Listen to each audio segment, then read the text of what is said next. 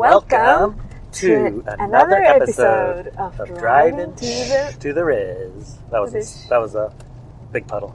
Oh. It's because we're actually driving. Yes. So this is like throwback edition. Yeah, with the sounds and everything. Yeah, we probably won't have time to edit the sounds right away, so if you're listening to this on Monday, you can check again probably a couple of days later so that Sandra has the time to edit and make the sound better. Because there's going to be a lot of background noise as we drive in the storm. Yeah, we're on our way to Fossil Beach to check our camper. Make sure we put our awning in, which I think we didn't. Because it's supposed to blow 60 miles an hour, which... Yes, that's going to destroy kind of enough wind to rip your awning. Yeah. And also we went to the boats. Yeah, had to go check the boats on the res and tie them up, double up the ropes. Go see my daughter to help her tie up her boat better. Yep. Had a nice, lovely chat. Yep.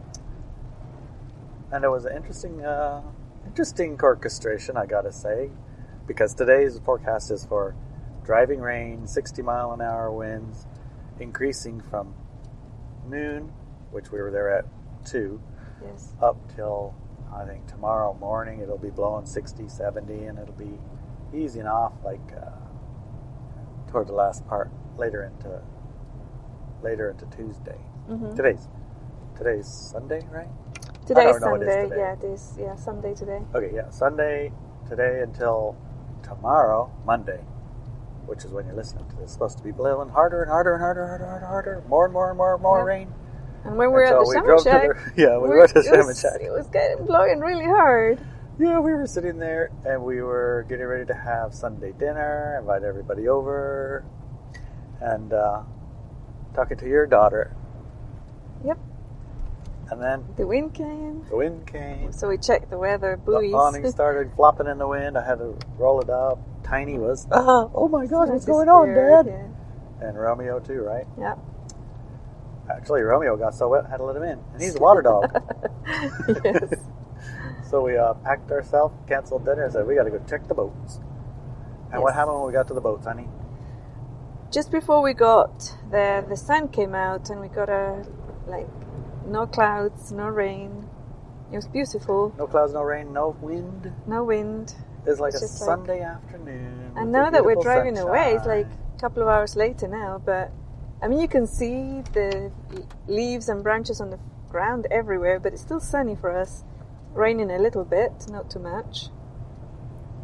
But yeah, it's like a Gaia respite, you know. We love you, and we're going to keep you safe on the road. Tie up your boat, check on your camper, and when you get home, then probably all hell breaks. Well, Brickley's probably, yeah. It's quite amazing. It is quite amazing. That was a really, really excellent orchestration because, by all rights, it should be raining and windy like crazy right now. It should, yeah, totally. And it's gonna be. It's not. And the curious thing, you see the rivers? We're driving right by the river right now. Yeah. Maybe I never looked, but I've never seen the river running yellow with leaves before. I know, it's so beautiful. It is so interesting. Yeah. So like the river, all the leaves are yellow, and the wind's blowing so hard it's blowing all the leaves off into the river, and the river is actually literally yellow. Like gold. A golden, sparkly river. Yeah, it's beautiful. Really beautiful. Beautiful, beautiful, beautiful. Well, why are we so late with our podcast this week? Because usually we should have recorded this Thursday anyways. Yeah, Wednesday and Thursday usually. Yeah. Well, this week we did some work. I haven't done this type of work for quite a while actually, and usually it can sometimes last a day, 2 days, sometimes a week, sometimes a month. But I haven't done it for a long time, and this time it was requested. I thought we were going to do it next week, but when I was scanning the days, I can't remember who I was talking with at the time, and we were scanning the days to when to start. Yeah. And it was like now. I remember we were talking about it. Like the request came in. Where does that request even originate? The requests is the human collective and Gaia, and most of the human collective, I would say at this point.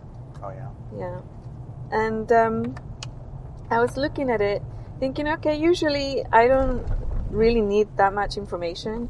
Mm-hmm. I go into that altered state and just get on with it, whatever it is that's presented. And I do have, like, as a mystic, I do have all the things in place so that it's not like a hijacking to hurt me or others, right? Oh, that's good. Because a lot of people think that the requests are coming from somewhere high frequency, but it isn't.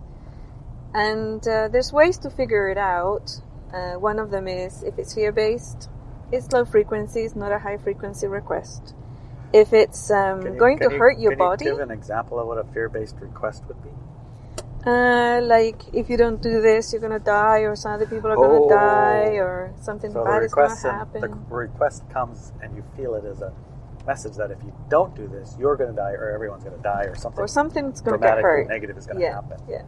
So basically manipulating you into doing XYZ based on fear, in a sense. Exactly. Yeah. Okay, yeah. got it. So if it's fear-based, it's not high frequency. So then you said there was another example. Hurting your body or yourself. Yeah, if it hurts your physical body, then it's not high frequency. But haven't you been requested to do work by Gaia, and the chance of you surviving was like 1% or something? No, it was very low, like 24% or 27%. I asked what my survival rate would be, and I was given the 27% number at the time. When I looked at it, I said, "Whoa, well, I'm not going to do that." Right? And I said, well, is there anything we can do to make that a higher percentage? And I got the response, yes, absolutely. And for my shock and surprise, it was personal processing. I had to deal with my stuff in order for that stuff not to be used against me during that work. So it is possible that you can get a request that could cause your body harm, but is it a low frequency one? If you're not, that's why you need training to do mystical work, because that's one of the things that you do. You ask, what's this about? What's my survival rate? You know, it's not fear-based, but it can get yourself hurt. And in the past, when I didn't have support, I hadn't attracted support from, like, for example, the support that you give is, you know, like you make sure that the place is good, that I get enough to eat during it, and get good rest and sleep and water. Right? Mm-hmm. Good air, and protecting the environment, then the body can suffer quite a bit, because when you're doing this type of work, you're not really capable or able to cook for yourself or drink water or whatever, you know? Yeah. It's not easy. So because it's hard to move around, because pretty much you're not in your physical body very much, you know, and so it's like that's part of it. Okay. You make sure that your physical body is going to be safe, and all these things. That's part of it. That's part of that training, and because if you get a request that is not fear-based, right, like you said, like the one when I did work in Spain, it wasn't fear-based, but if I hadn't been trained to ask, you know, what's my survival rate, because it was before 2011, so there was a lot of battle. There was a battle, right? And that was my agreement to do battle too. Right. And if you didn't ask what's my survival rate, you wouldn't be prepared. You wouldn't be properly prepared. It would be like going out into the woods with no shelter, no food, no water, you know. So if somebody says, "Can you go into that mountain and collect water from that stream up there in that mountain?" and you go, okay, and just set off without proper shoes or clothes. Do you see? It's on you. So going to the mountain to get that water is not dangerous or fear-based, but it's on you to prepare yourself. You should be prepared, basically. Yeah, exactly. And if you're going to go do something, if you're going to be going up the mountain to get water, you probably better bring a water jug. Exactly. You probably better bring a coat. You probably better do a pack and a way to camp. Maybe a tent, yeah, exactly. Although, when you're doing work if Gaia said, hey, can you go there and get some water off that mountain, you'd think that should be your ally and not put you in a giant storm, right? Right. So how much preparedness do you really need? Doesn't seem fair to ask you and then assume you know all the answers. Well, you're supposed to know the ask the right questions to get the right answers. And also, to tell you the truth, the human collective and Gaia, they're not omnipotent. They're powerful and they're caring and loving, but they're part of us. And they're not necessarily familiar with your own physical body strengths or what you know already and what you don't know already. Right? So in a different situation, if they had said, okay, go to Spain and do all this work, right? If I had not asked, okay, so was my survival right? And what can I do about it to make it better? Then I wouldn't have done that work and I would have probably not survived it, right? And which would have been not doing the work because you wouldn't have been able to get it done. Exactly, right? But so on a different thing, as I started getting more experienced with this, I would go in and look at any type of programs or negativity that I may be carrying myself that could be used against me during certain types of work, and I would work on those before I did this stuff.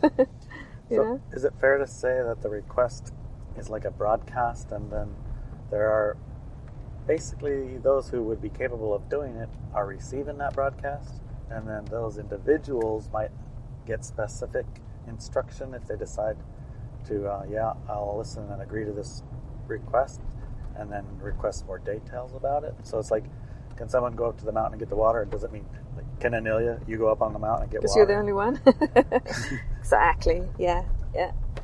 So the reason for requesting more data is because it's more of a broadcast that collectives, like, we as a group need water from there. Somebody can go get it.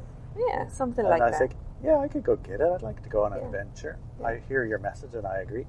What about weather and stuff? Oh, yes. Well, you will definitely need to be prepared for the weather. It's cold. Yes, exactly. And it's icy, actually. So if you don't have crampons and ice axes, your survival likelihood is about 1%. So exactly. It's better to be prepared. Yeah. But That's a mountaineer right. would know that already. So they wouldn't even have to ask. True. Do you see? I do. I'm just trying to reconcile the request, thinking that it's a request that's an individual, one person go to X, Y, Z. Mm-hmm. And requests means the requester should know who is being requested, right? I'm requesting a not mountaineer to go to the mountain, so I'm going to need to make sure they know to wear clothes. Exactly, yeah. So I guess there's the nuances to it. Yeah, totally. And I suppose the more mystically trained you are, the more likely you are to receive these requests, and the more likely you are to receive the requests, also the more likely you are to be prepared to ask the correct questions. Exactly. And also sometimes requests come and you're not compatible with them and you have to say, no, sorry, I can't do that. Right. I'm not compatible with that. And compatible as in, if you're supposed to go and solve a mathematical equation and blah, blah, blah, and, you can't do maths, you're not compatible with it, you're not going to be able to do it. Right? I see. So, the nature of this request was the human collective in Gaia. Mm-hmm. And sit for, I remember you said something about you needed to sit for a week or 6 days or something along those lines. Like it was 4 days. No, it was 5 days and 4 nights or something. Something like that. Yeah. And it'll be start sometime in the next few weeks. In the next week or two. Yeah, and we looked at the schedules, and I remember we had like a driving trip, and we had done before that. We had another thing. So well, the best time is in 2 weeks. Yeah. And then that night we went to bed and we woke up. It's like, it's now. Yes. There was a significant event. Oh, look at that. Double, triple. Wow. A double, triple rainbow. Are you kidding me? Double, triple rainbow. I don't see the triple rainbow. 1, 2. I see a double rainbow. My God, that's intense, that rainbow. Yeah, it's really beautiful. We might have to take a picture. Hopefully it'll be gone when we get to Fossil Beach, which is only in a mile or two. Mm-hmm. Anyway, so that's how it works. The next morning, middle of the night, when I woke up, I knew it was like now, not in a week. We have to do it right now. Yeah. That is correct. And so, what did we do? We did it right now. Yeah. You remember? Yeah, we did. It was intense. Yeah. So,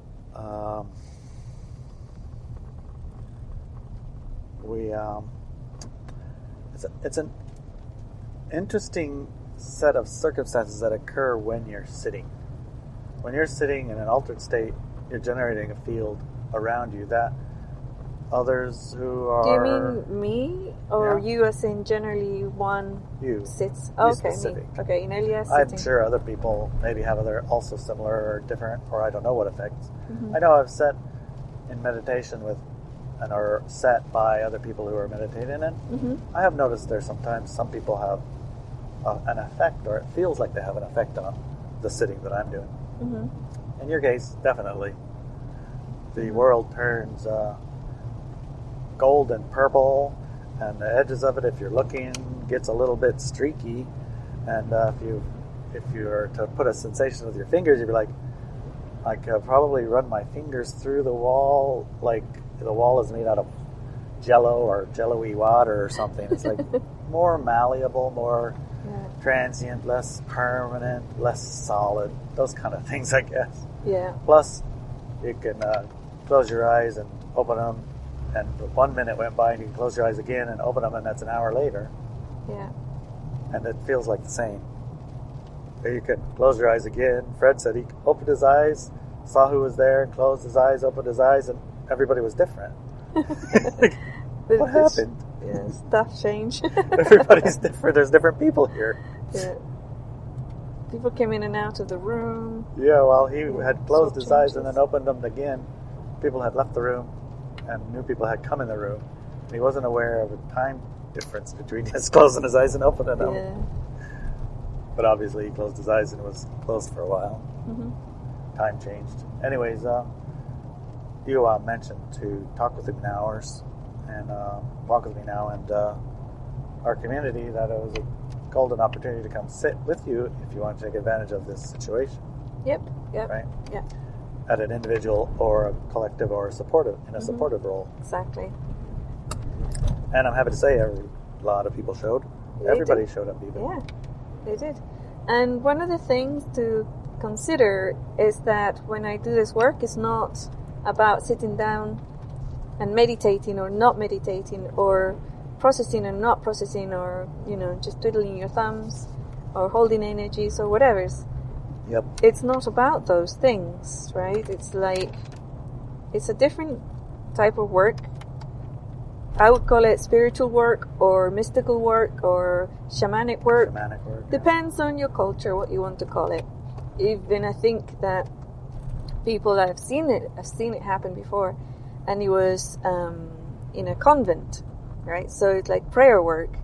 Right. So whatever it is that your culture or your religion or your upbringing or your set of beliefs names it, it's fine, because you know when you're in it. You know. Yeah. When you're in it.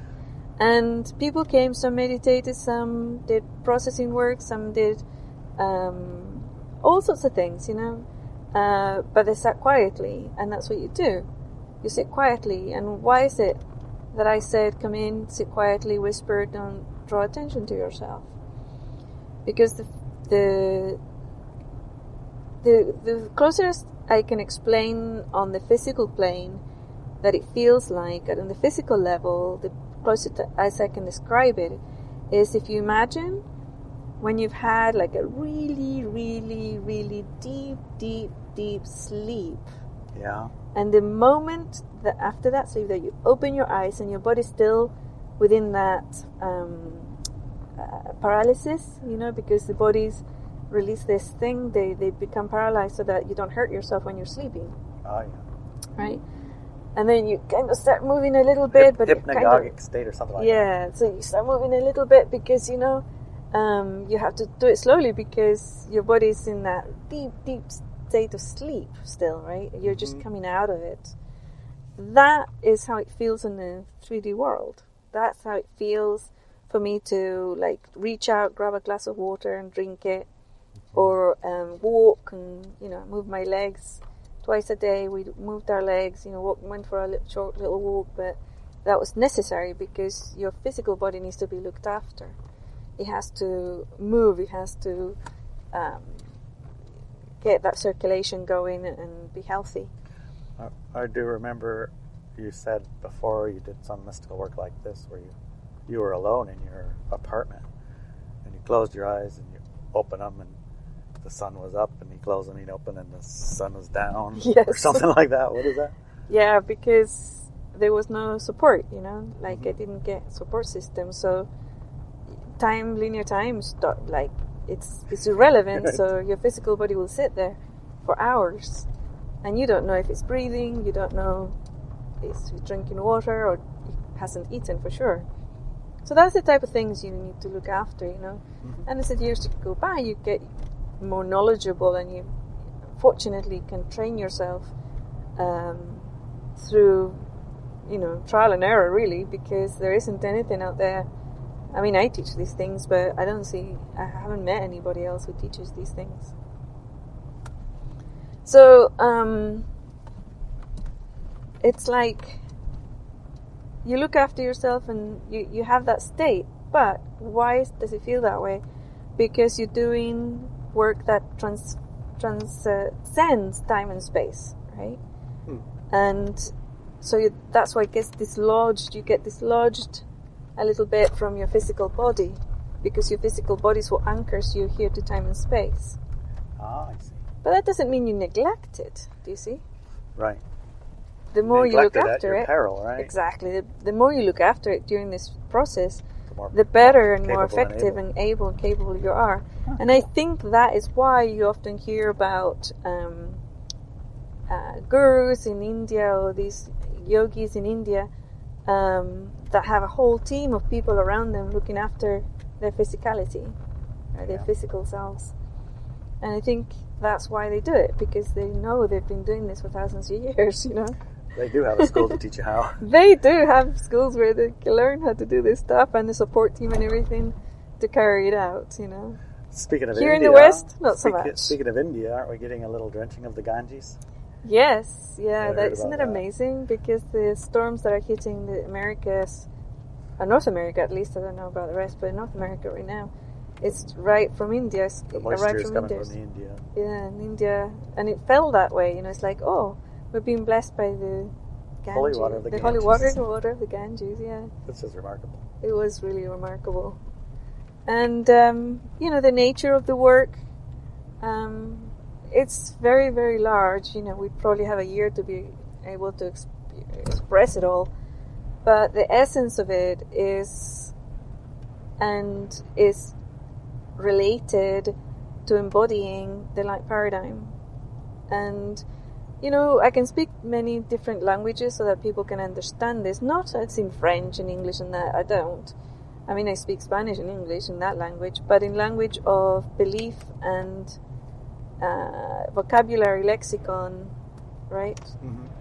And that energy of the new paradigm, which is the highest frequency expression of you, the person, is also described in many religions and belief systems in many different ways, like Pachamama or Gaia, divine masculine, the divine feminine, or God the Father, or Mary the Divine Mother, Virgin Mary, the Virgin Mary, all these things. A lot of different divine languages. energies, that high frequency divine energy is expressed in all these different languages. Oh, I'm pausing. Let's pause for a minute. Yeah, let's pause for a minute while you get the Vents things, open. Okay. the gates open. Pausing for a second. Right.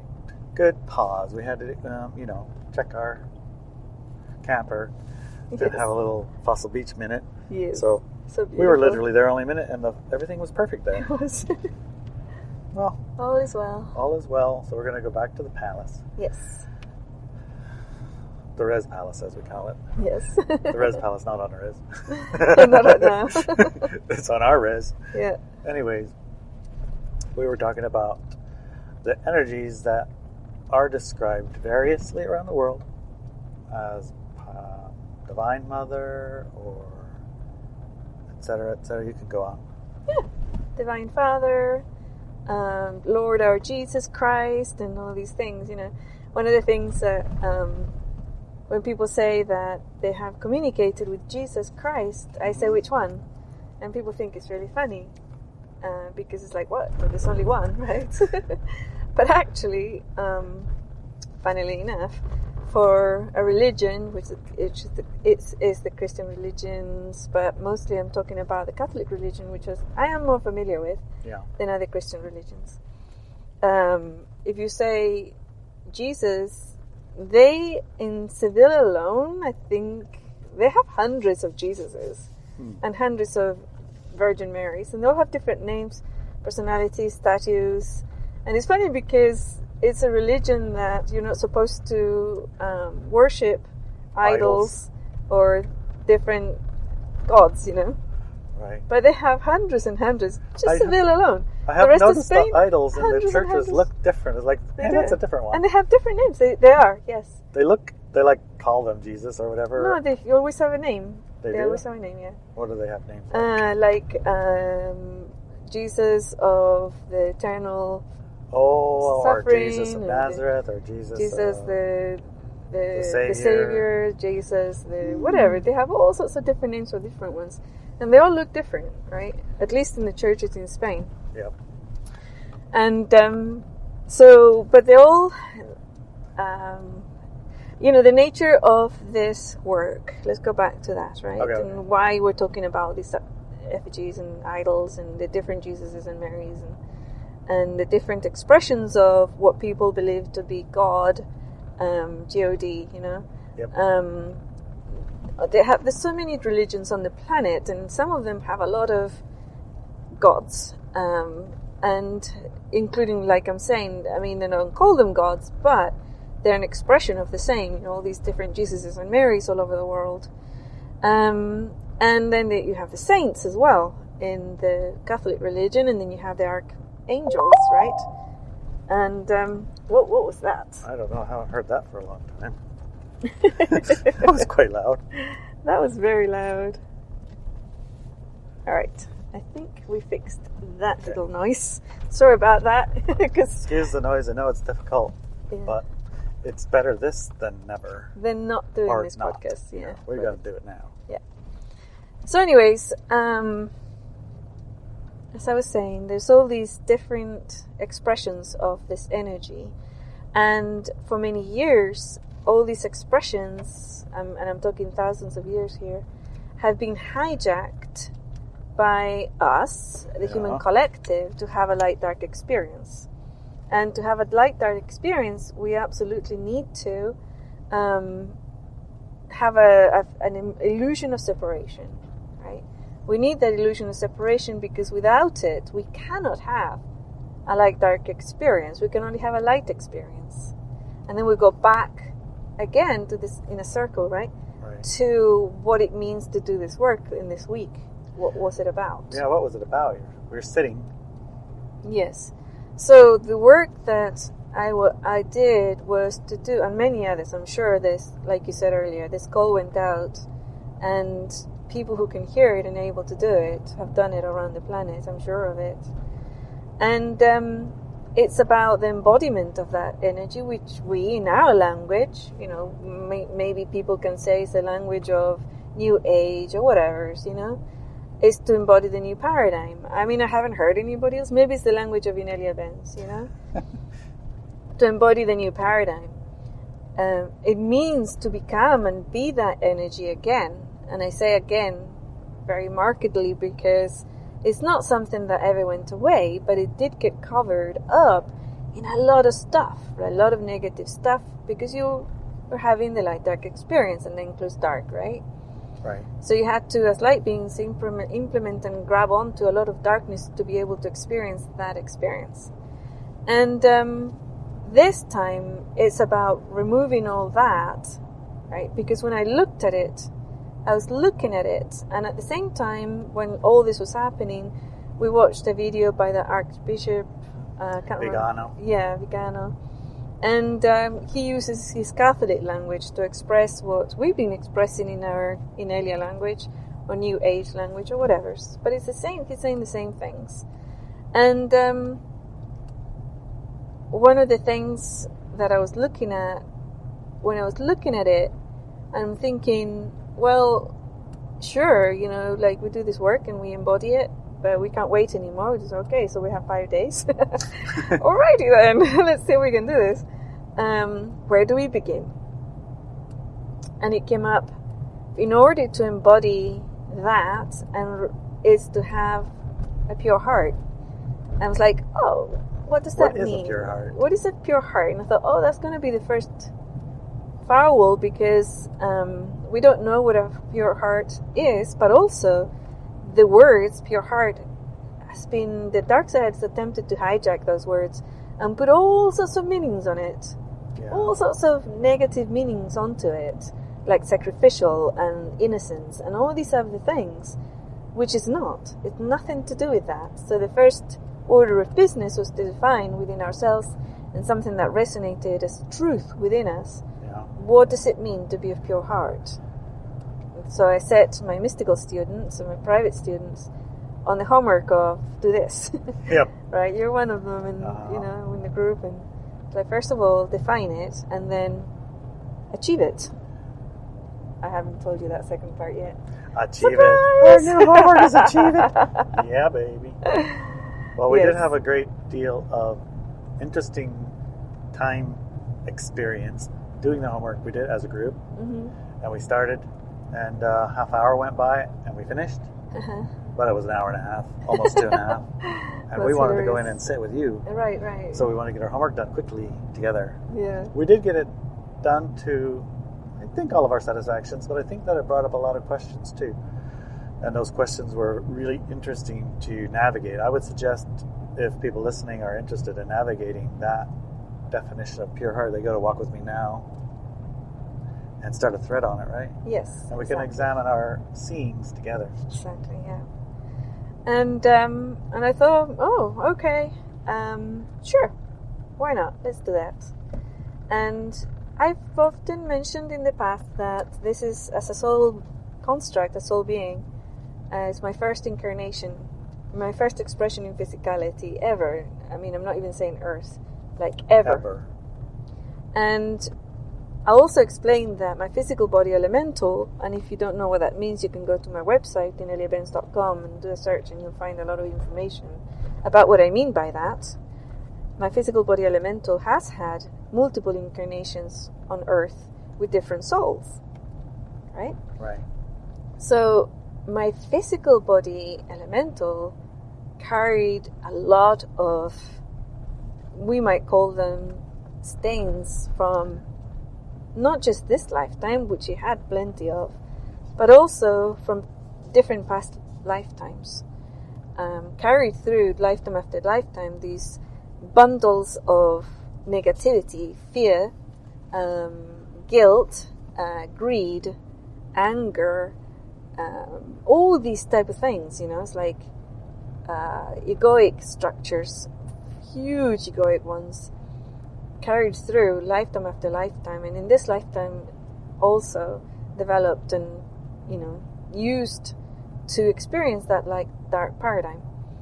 And that was one level of it, and the other level, becoming processing all that, right, and releasing it very, very quickly, because we only had like 5 days.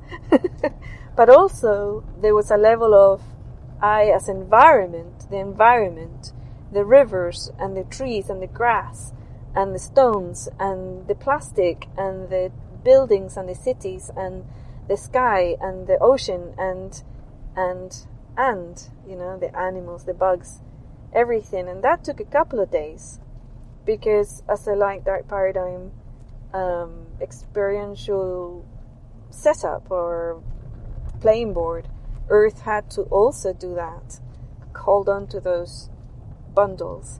So I don't know how long it took for that to be processed and I remember one morning, removed. One evening, you were like, wow, that's a heavy day. Yeah, that was probably that one. Yeah.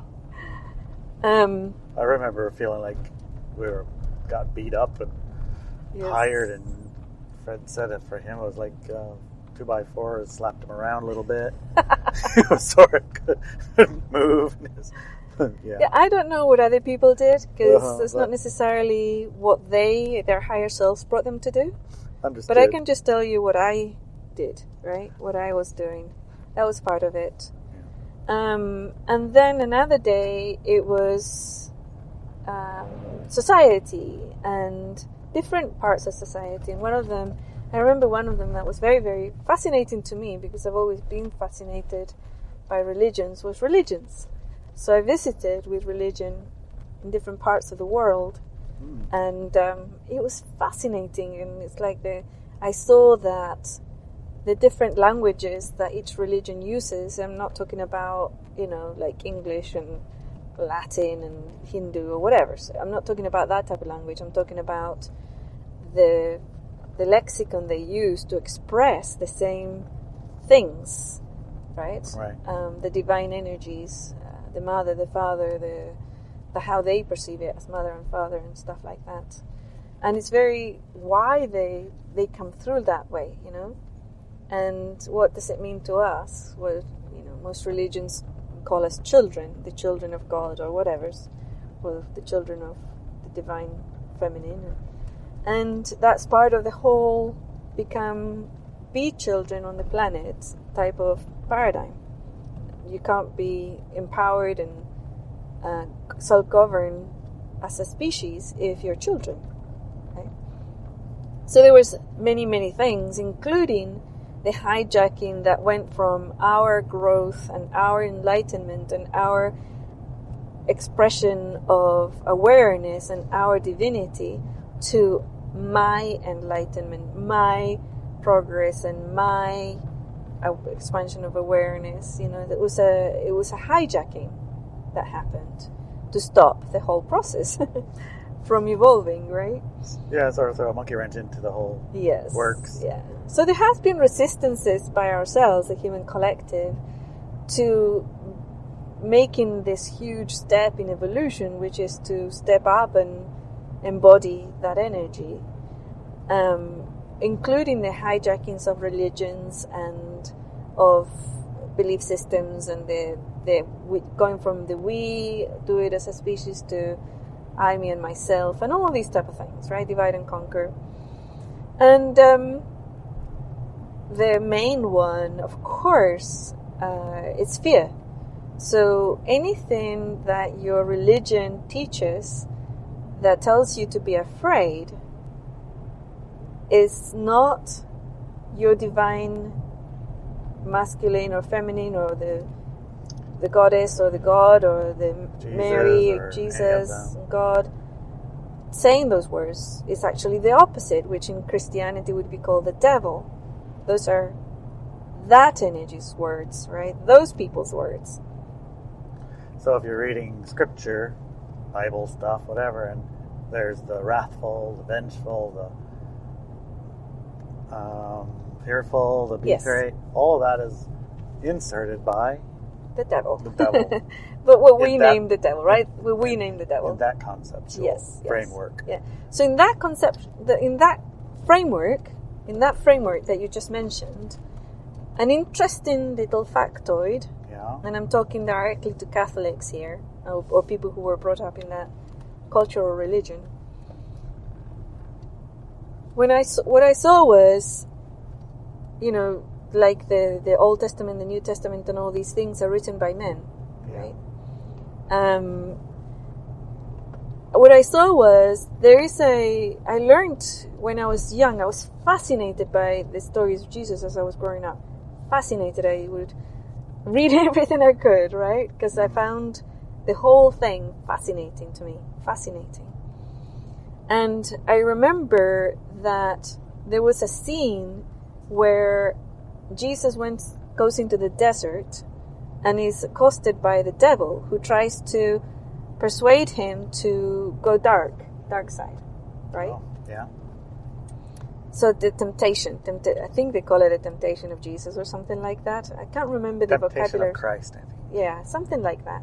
I can't remember the actual vocabulary they use, but it was this scene, and as I remember as a child, I kept seeing it in my mind, right? It's like, wow, that he was alone. He went alone, again, divide and conquer, be alone, right? Yeah. Lone wolf, out into the desert where you get dehydrated, right?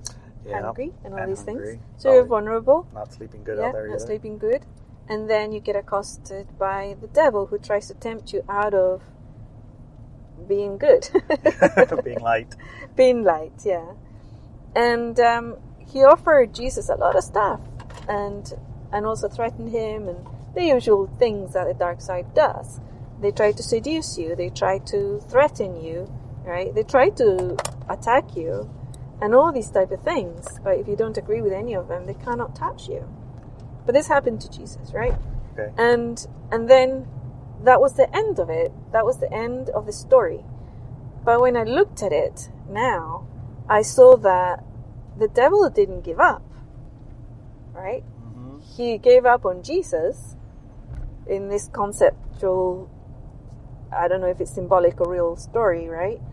But he didn't give up on Jesus. He went for the apostles. Oh, yeah. You know, and the workers or worker bees. He went for them. He went for them. And he got a lot of them. He didn't get all of them. Some of them stayed pure in light. But he got a lot of them. And you can tell which ones he got. Because then when they were channeling Jesus or remembering things, or when they said, and God said, or the angel said, their words are filled with those type of things. Be afraid of God, fear, vengeful, on all these God, things, etc., etc. Right. And it's not just those ones. I think those are called the New Testament, the ones that the apostles did. I'm not sure. Maybe? Gospels, the New Testament. But there was an Old Testament, an old Bible, right? And it was full of that stuff too. And if you look at it, the same thing happened. That these people that were bringing forth this information were hijacked. And I can tell you right now that any energy, feeling, godliness or whatever that says to people, go and kill that person because they're sinners or they're not believers or they're witches or they're whatevers, is not God. It's not the Divine Father. It's not the light energy. It's not the divine universal intelligence. It's not. It's impossible for it to be that. It is always, always, always the darkness that came into this universe for us, and we invited it into Earth to have a light-dark experience. So if you go back to all those books and all those teachings of your culture or your religion, and you strike out, right, you rub out, everything has to do and is based on fear, then you have what's left, which is closer to the original message of the Spirit. The message of divinity. Divinity. I think divinity is a nice light. term. Yeah, light. yeah. So light, source, essence. Mm-hmm. Yes. So that was, that's part of it. That day, working with religions, that was part of it. Looking at it and seeing it, and also because we grew in these type of situations, and I've always had an aversion for people who talk about God and Jesus, and I respect their language, right? But I didn't really like what they meant by it, and that was part of it, because that day, especially dealing with religions, I had to process my personal righteousness. Right? Being right and they're wrong, that type of energy. Right. So this deeper understanding was huge. And I'm sure that other people dealt with other religions, but the ones that I saw and perceived and worked with was mainly the Catholic one, but I did a few of the Hindu religions as well. And a couple of the Buddhist schools, main energy lines that impregnate into all of the different Buddhist schools. A couple of those, and some shamanic belief systems throughout the Americas. And I've never been given the work of Africa or Asia. Other people do that, although Buddhism does go into Asia, I suppose. But yeah, so that was a day of religions, right? Yeah. And sometimes the morning would have one, and then the afternoon would have another. to look at, but it's about our hearts and our minds and our energy and our emotional body, and pulling all of those pollutions out of it, pulling out all of those negative bundles out of it, because then we can be and embody that beautiful, beautiful, beautiful light. Hallelujah. Hallelujah. Hallelujah. So saith thee. Yeah. I was so funny because for some reason I am the Alpha and the Omega. Yeah, I remember. And the beginning and the end coming up in several ways, a lot during the first couple of weeks now, 2-3 weeks now. It's been coming in, and I've been playing with it, and we have a lot of dogs. And when I tell one off, and I will say to them, I'm the alpha, like alpha dog. They need an alpha, dogs do. And now I was saying I'm the alpha and the omega. And the dogs listen well. Yeah. But joke aside, here's the thing. So that's one of the sayings of the Catholic Church, that God would present himself and that would be his name. And I think also Jesus was named him or himself that way. I'm the Alpha and the Omega, the beginning and the end.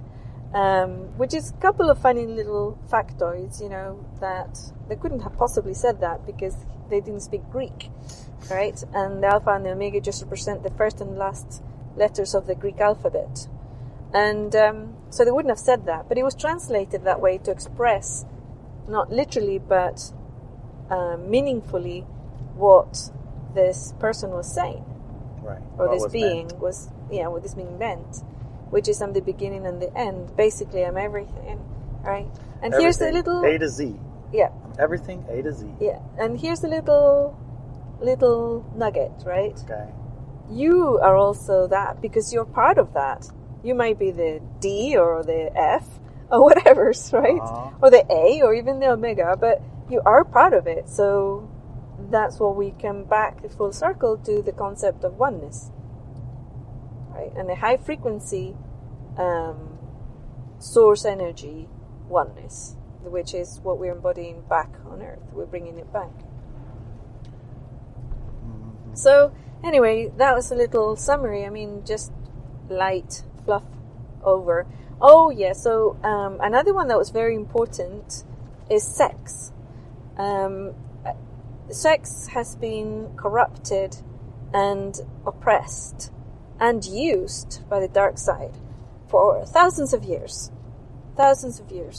to control people and physical body elementals. Sex is an extremely powerful drive, very, very powerful drive, because that's how you make new babies, new bodies. That's how you go forth in time and space. And so it's a massive amount of energy as well, because it's our connective energy that's there too. And that's why it's so corrupted and perverted, right? In a lot of ways, through pornography and through torture and rape and the degradation of women and children and men. And yeah, it's just a massive way of controlling dark beings as well. A giant lever. Yes, huge. A giant lever with a huge amount of energy attached to it. Yes, huge. So the whole day was dedicated just for that, Wow. And it was massive, It's like, whoa, I didn't know this was so big. I think that the only time when I had a doubt, and that doubt was also part of that program, was when we were dealing with the sex pollution. Yeah. Because in its purest form, it has nothing to do with pornography or rape or degradation of children and women and men. Nothing. It's not even related to those things. So, yeah, it was interesting. So there was a lot of stuff that got seen and perceived and looked at and processed. And it's not like the belief of somebody's going to do it for you. I didn't do that work for you, right? I did it for for my own embodiment of the light paradigm, but also as a map. If one person can do it, anybody can do it on the planet, right? You might take less days. Maybe you'll take 1 day and you'll do it, right? If you haven't burdened yourself with a lot of negative energies through your lives, it's going to be very fast. But if you have burdened yourself, it might take a little bit longer, right? But it's something that now you know you can do, because I know that at least one person did it, right, on the planet, and if I tap into it, and I know that a lot more did too, answered the call and did it, right? But how does that call come? In all sorts of different ways. And one of the ways is why you're listening to this podcast. The call is out. Are you going to answer it? Are you going to do it, right? And be careful and be aware that it's not about you suffering, and it's not about you hurting yourself, and it's not about you paying your penance or you're paying for your sins. It's not about that. Those are the corruption of it. It's about processing it. And if you don't know, well, how do I do that process? You download the field processing exercise and you use that. That's what I used, right? I allow those energies to express and be there and own them. Own them, because it's so easy. So easy when you're seeing something that you say, for example, you feel guilty because you slapped your best friend when you were 3 or something, right? I don't know. Just making it up, right? Right. You feel terribly guilty because that person then went on to commit suicide. You know, you feel that guilt, right? And you allow it to exist. And you understand it and you see the situation. But, but, if you start making excuses for it, it's not going to be released. It's going to be kept. So if you start saying things such as, but I was only 3, I was innocent and I didn't know any better, boom, it stays with you. Right? It's all true. Yes, of course, you're only 3 and you're a child and you shouldn't have done it, right? Mm-hmm. Of course it's true. But that's not the point. You did it. You orchestrated its execution. You did it. So that's when you say, okay, it happened. I deal with it. I'm sorry, absolutely. If you want to express that in yourself. And one of the things is that you release it. You don't make excuses for it. And you could say, well, if I was in that situation in this moment, would I do it? And you go, no, I would not. Right? No way. So that means, of course, you wouldn't. And it's fine. So you release it. You don't make excuses for it. Once you start making excuses, or you could say, well, you know, my parents always hit me, and I learned from them, so you're blaming another, right? You put blame on another. Making your circumstance external. Exactly. You make your circumstances external. It's not going to be released. It's going to stay with you. You basically gave your power away to releasing it. Exactly. You can't release it because it was something else that did it. They have to release it. Exactly. So those are the little tricks, you know, that you can use during your work when you do this work. Yeah. Or do you think you'll be able to put a roadmap together? Or is everyone's circumstance going to be unique? This is it. This is the roadmap. And of course, everybody's circumstance is going to be different. You probably won't need to spend 5 days in an altered state to do it, right? You probably do it, you know, when you after work or first before work or carry on in your daily life. But consciously aware, and even the intent, because without the intent, none of this can happen. But even having that intent is going to work for you. At least bring you, it's like when the student is ready, the teacher appears. That saying, you know, basically, if they're listening to this podcast, the teacher if you're appeared. ready to hear it, exactly. and you're ready to do it, you're ready. You're ready. So do it. Your higher self is not going to put you in dire straits. It's not going to leave you hanging unless you on the branches. are not very street smart, right? And that's on you. If you're not street smart, it's on you. So if you are street smart, you probably are not a lone wolf at this point. Precisely. You wouldn't do it alone in your room, right? Probably have a group of mystics, or at least mystically inclined and or spiritually inclined. Spiritually inclined or trained individuals with open minds, willing to and able to look at this kind of thing exactly. together and and take turns cooking food and taking care of each other. Make sure you eat. And you make sure that at 8 o'clock or something at night, you close it, so that you can have a good night's sleep. And you pause it, right? You pause. Yeah. It's not going to close 100%, but No. you pause it. Yes. The intensity of it, you pause, so that you can have a good sleep. And that's an order, that you give yourself, and you carry it out. So in the process of embodying a pure heart, you're doing physical body work, you're doing past life work, you're doing World, emotional body work, you're doing world, society, you're doing culture, trees, probably cultures, family. Gaia. Yeah. You can touch on pretty much a lot of everything. Yeah. Yeah. You encompass the entirety of reality. Yeah. But you don't have to do it all, If you have an affinity for, say, being a father, do that. Do that. Concentrate on embodying pure heart, divine masculine. divine masculine. And And that means discarding, clearing, processing, eliminating all of the dark influence on your fatherhood. center around fatherhood. Yeah. In this life or in past life. Physical. Yes. What about your soul? Yes, too. Yeah. Some Soul. things are physical, some things are the souls. But I guess it doesn't really matter. No, it doesn't. Just You have to do acknowledge both. they're more than just Yeah, you one have to do bit both. of one thing. There's an all-accompaniment of everything. Yes. Yes. Small task. Just clear everything in all bodies, in all times, Yes. all places. Yes. That's it. Just that. Yeah. Okay, no problem. Yeah. Okay.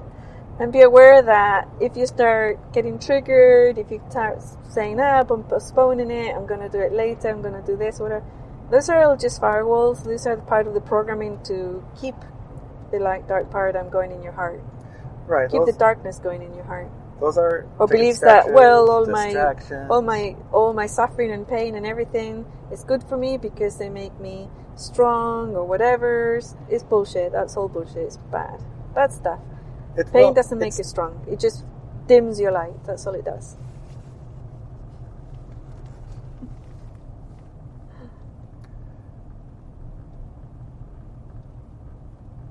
Starting to get a little stormy, honey. Yeah, we're close to home, so... The sneeze is coming. Yeah, so... Guy's having a sneeze. Well, Gaia... Well, I think she's drenching the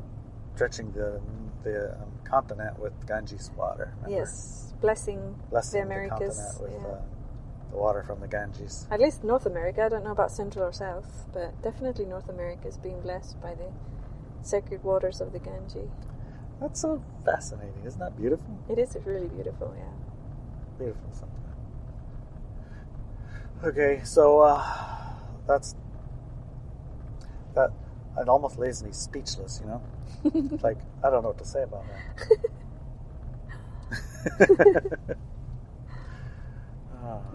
Do you feel complete, darling? Or just overwhelmed? I feel like I wanted to look at a couple of things, and you touched on it at the very end there, and that was basically the things that stop you from doing it are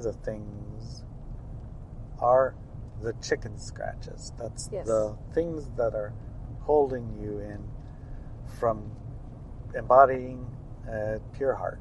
Yes. Are chicken scratches. Mm-hmm. Basically, right? Yes. Yeah. And they took your attention for a purpose. Mm-hmm. Yeah. And that purpose was to keep you engaged in light-dark reality. Yes. And as you've chosen to embody light reality, a new paradigm, one of the major components of embodiment of the new paradigm, light frequency, is the embodiment of pure heart. Yes. And so define pure heart through this process of joining with your tribe, maybe, and looking at the words, definition, what it means, and eliminate from your heart that which isn't light. Yes. through a process. Mm-hmm. And the process you used was sitting. Yep. And it took you 5 days, Yes. 6 days, something like Yes. that. And in that time, you personally examined this, a day of religion, you had sex, you had, what other things? The Your environment. past lives of your environment. Yes. No, not past lives, the environment. Yes. Environment and sex and religions, Family. society, The earth, like water, grass and trees and bugs and animals. And in the process of doing that, you found bundles of low frequency energies. Yes. Is that how I would say it? Yeah. And maybe if you're Catholic, what would you say? You found bundles of sin? Sin, yeah. Probably. And if you're Hindu or any other word that might... Karma, maybe. Karma, yeah. Karma would be a good one, right? Yeah. So you find those, and then you process them using Yes. your fear processing technique, Yes. essentially Mm-hmm. replacing fear with whatever it is that you're processing. Yes.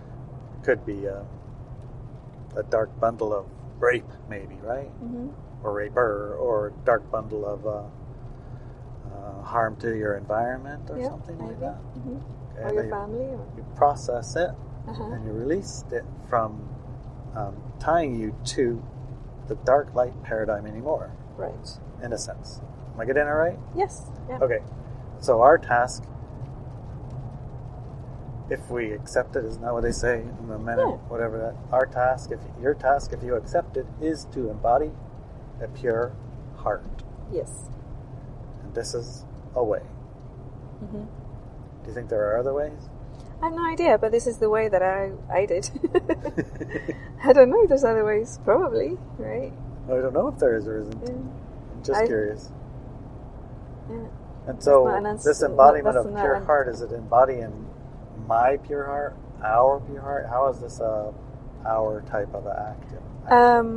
But what we're now described it was both, right? Both Right. I, me, and myself, the stuff that I was holding, but also the stuff that we hold as the planet, the trees and the plants and the grass and the water, and So also what we hold as society and religion and education and families.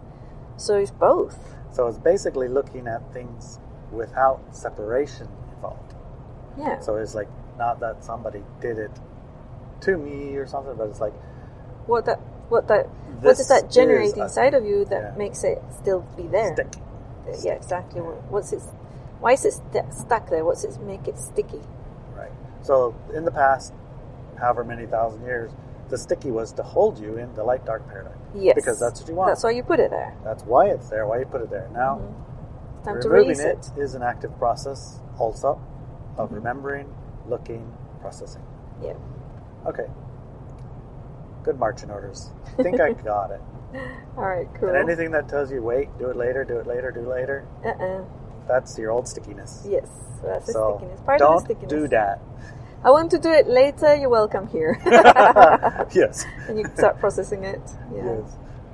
Okay, got it. I think I feel complete. Perfect. Love you, honey. I love you, darling.